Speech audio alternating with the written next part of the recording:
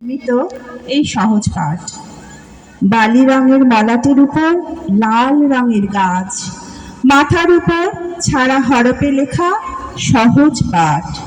মলাটের শব্দবর্ণের খেলা থেকে শুরু হয়ে যায় শিক্ষার্থীর বর্ণ চেনার পাঠ।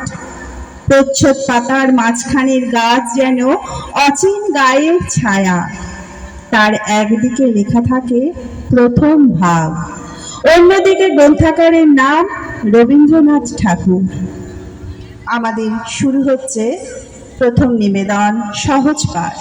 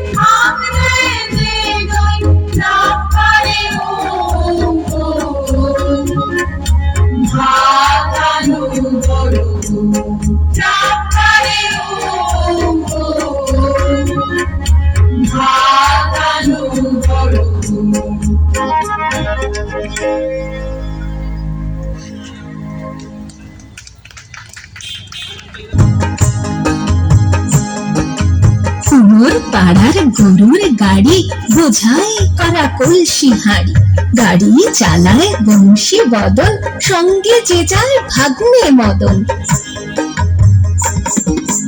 হাট বসেছে শুক্রবারে, বক্সিগঞ্জে পদ্মা পারে, জিনিসপত্র জুটিয়ে এনে গ্রামের মানুষ বেচে কেনে। উচ্ছে, বেগুন, পটল, মূলো, পেঁপের বোনা, ধামা গুলো, সর্ষে, ছোলা, ময়দা, আটা, শীতের ব্যাপার নকশা কাটা। ঝাঁঝরি করা বেড়ি হাতা, শহর থেকে সস্তা ছাতা, কলসি ভরা একো গুড়ে, মাছি যত বেড়ায় উড়ে।